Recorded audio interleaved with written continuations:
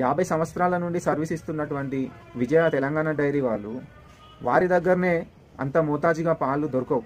వారే ఊరూరా వెళ్ళి 10 రూపాయల దగ్గర 20 రూపాయలు ఖర్చు పెట్టి తెచ్చుకుంటున్నారు. అట్లాంటిది ఈ కొత్తగా వచ్చిన ఒక వ్యక్తి తను ఎక్కడి నుంచి పాలు తీసుకొస్తున్నాడు అది ఎవ్వరు గ్రహించరు, ఎవ్వరు అడగరు. పిచ్చి యాడ్స్ని చూసి మనం పాలు కొనుక్కోవడం, యాడ్స్ని చూసి మనం మోసపోవడం ఇది చాలా రోజుల నుంచి జరుగుతుంది. ఒక్కసారి ఆలోచించండి, మనకు వస్తున్న పాలు ఏ నుంచి వస్తున్నాయి? ఒక్క లీటర్ కెమికల్ నుండి 1000 లీటర్ల పాలు తయారు చేయొచ్చంట. 1 లీటరు కెమికల్ నుండి 1000 లీటర్ల పాలు తయారు చేయొచ్చు అంటే ఇది ఎంతటి మోసపూర్వత దందా. ఈ పాల వ్యాపారము చేసిన వాళ్ళందరూ కోట్లాధికారులు అయ్యారు. మరి స్వచ్ఛమైన పాలు ఇచ్చారా? లేదు. ఇప్పుడు కూడా మీ అందరికీ టెస్ట్ చేయమని చెప్తున్నా. ప్రతి ఒక్క పాలని మీరు ఏదైతే ఇప్పుడు ప్రజెంట్ అడ్వర్టైజ్మెంట్లు చూసి కొంటున్నారో ఆ పాలని ఒక చిన్న గ్లాసెడ్ చాయ్ గ్లాసెడ్ అన్ని పాలు తీసుకొని ఎండలో పెట్టండి. అదే ఇప్పుడు తెలంగాణ నడుపుతున్నటువంటి విజయ డైరీ పాలను కూడా ఎండలో పెట్టండి. ఏ పాలు త్వరగా పగులుతాయో చూడండి. స్వచ్ఛమైన పాలు త్వరగా పగిలిపోతాయి, ఎందుకంటే వాటిలో ఎక్కువ శాతం కెమికల్స్ ఉండవు కనుక అవి త్వరగా పగిలిపోతాయి. ఈ మాత్రం మనం పరీక్షించకుండా మన పిల్లలకి మంచి పాలు అని తాగిపిస్తున్నాం, ఆరోగ్య పాలని తాగిపిస్తున్నాం. మన పిల్లల జీవితాలతో మనమే చెలగాటం ఆడుతున్నాం. మనం వారికి పెట్టే ఫుడ్ ఎంతవరకు కరెక్టా అనేది చూడకుండా ఏది పడితే అది పెట్టేస్తున్నాం. దయచేసి పిల్లల కోసమైనా మీరు మారండి.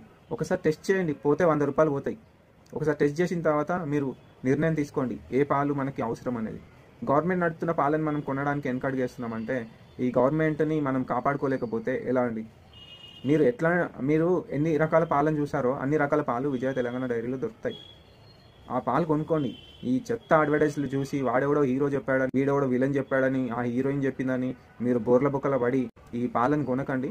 దయచేసి పాలు అనేటి ప్రొద్దున్నే మనం పిల్లలకి ఇస్తాం, వారు పడి గడుపున ఉన్నప్పుడు తాగుతారు.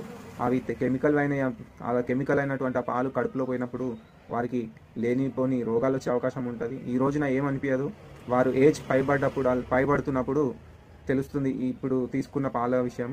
దయచేసి పిల్లల్ని మనం కాపాడుకోవాలి. మంచి పాలైనటువంటి పాలనే తాగిపియండి. మీకు నమ్మకం లేదు అంటే ఈ కథని వినండి. ఒక వ్యాపారి తన దగ్గరున్న 10 ఆవులు బర్రెలను కలుపుకొని 100 లీటర్ల పాలు సేకరణ చేస్తున్నప్పుడు తనకి ఆర్డర్ వస్తే ఆ 100 లీటర్లను అమ్మగలుగుతున్నాడు. ఆర్డర్ ఎక్కువ వచ్చినప్పుడు ఆడ ఉన్న 10 ఆవు బర్రెలు ఒకటే రోజుకి మళ్ళీ అధికంగా పాలు ఇవ్వలేవు కదా, అవి రోజుకి ఎంత ఇవ్వాలని అంతేనే ఇస్తాయి కదా. మరి ఇంకొక 100 లీటర్ల ఆర్డర్ వచ్చినప్పుడు ఏం తీసుకొస్తున్నాడు? సోషల్ మీడియా ద్వారా ఎన్నో అడ్వర్టైజ్మెంట్ చేసుకొని ఆ అడ్వర్టైజ్ పైన అందరూ పిచ్చోళ్ళు అయిపోయి ఆర్డర్స్ పెట్టుకుంటున్నారు. వాళ్ళందరికీ పాలు ఎక్కడి నుంచి వస్తున్నాయి? 4+4 ఆఫర్ ఎందుకు ఇస్తున్నారు?